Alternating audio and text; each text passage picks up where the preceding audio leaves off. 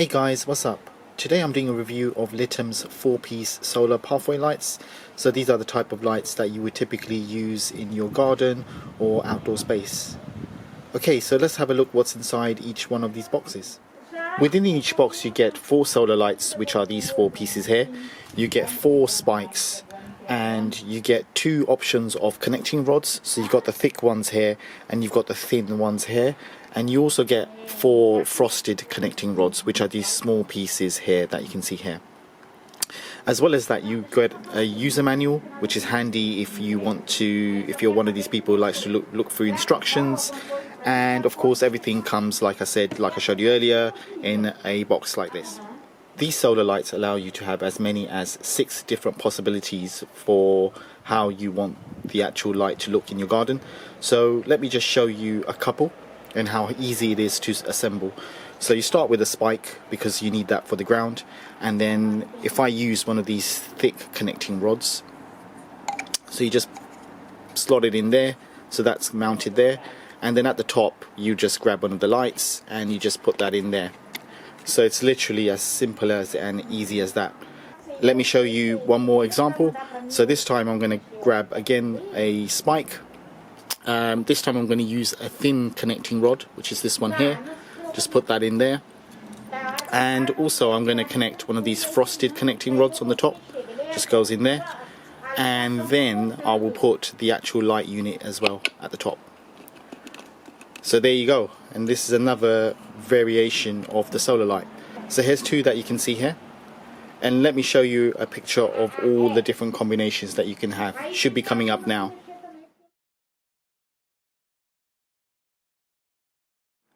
I want to talk a little bit about the quality of the build.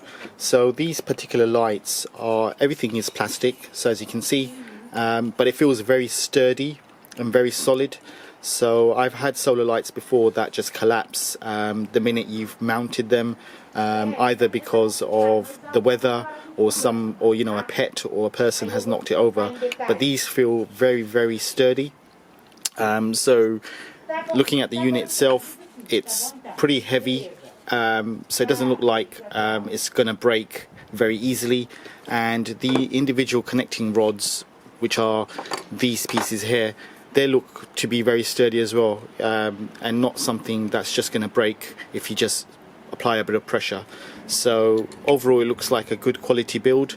Of course they're not metal pieces, so they're still prone to be broken, or they're still breakable a lot easier than if they were a metal frame, but still, nevertheless, I think for the price they're really good and solid.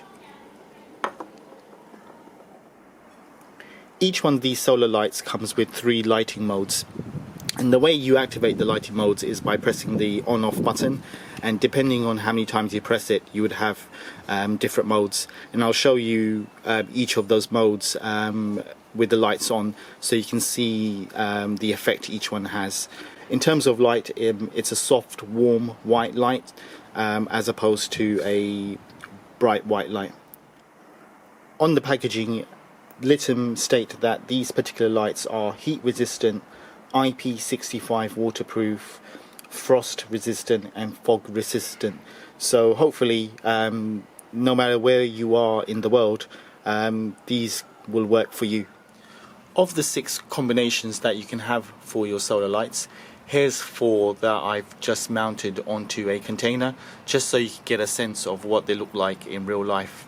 So the first thing that's obvious is, depending on what combination of rods you use, you get a different height, and then you'll get a different kind of effect. So hopefully there's something there that works for your garden and outdoor space. The one on the right hand side, I've used a thick connecting rod and a thin connecting rod, and then I've got the solar light. The next one I've used a thin connecting rod, a frosted connecting rod, and then you've got the solar light. The next one I've got a thick connecting rod and a solar light, and then on the last one I haven't used a connecting rod at all, and I've just connected the solar light directly into the spike. Just as a reminder, I've got the 6 combinations that you can have coming up right now.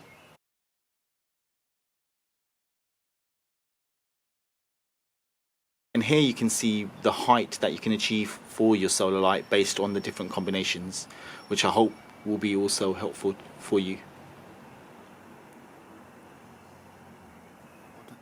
A quick tip on how you can see if your solar lights are working or not is to cover the solar panel completely, and the light should come on underneath the panel itself. So the way I've done it, and it really works well for me, is switch on your solar light as so, and then if you don't have something to cover it with, what you can do is just put it onto the floor so you can block out all the light. So I'm just doing that now. And you can see that the light has now come on, just coming a bit closer. So you can see that the light is now on there. And if I lift it off the floor, so you can see that the light just switches off because the solar panel has detected that it's not dark now. So again, if I put it on the floor and mimic it being dark, you can see that the lights just come on. And if I lift it up again, you can see that the lights come off. I've just taken one of the solar lights off its head here, and I just wanted to show you the underneath of the light. And you can see it's got this kind of grid here, this pattern, and this is what gives the light its effect on the floor when it's lit up. The next clip I show you will be with the lights on during the night. Okay, so it's night time here now, and I've set my two solar lights onto mode 1, which is low light mode, and so you're getting this low soft white light that's coming through. So hopefully that's giving you an idea of how that might look in your own outdoor space or garden. This is mode 2, which is high light mode. So compared to mode 1, the light that's now been emitted from each one of these solar lights is a lot stronger, and as a result of that you can now see that pattern that I showed you earlier under each of the solar panels really emitting through onto the floor, and it looks absolutely beautiful. This is the final mode, which is mode 3, and this is breathe light mode. And so here you can see that each of the light gently fades in and fades out. So I've set them to fade in and out alternatively to give this effect. And of course, if you use all 4 of the solar light sticks, then you can get this beautiful kind of rhythm going across your outdoor space or garden. In order to change the modes, there's a button on top of the solar light that you just need to press, and each time you press it, it will switch between mode 1, mode 2, mode 3, and then it will switch off. So if you remember earlier, I showed you where the button was, but in case you've forgotten, it's just this button here. It's just I'm just shining a flashlight on top of it, just here. So I'm going to go ahead and press it once, and that's switched it off. I'm going to press it one more time. So that's mode 1. I'm going to press it again, and that's mode 2. So you can see it's a bit brighter. So we've gone from mode 1, which was low light, to mode 3, which is high light. And I'm going to press it one more time, and now we're back into mode 3, which is breathing light mode. And if I press it again, it's switched off. Right, I hope you liked this video, and I hope you found it informative. I've left a link to Amazon where I bought these particular Litom solar lights from, so check those out if you're interested in buying these.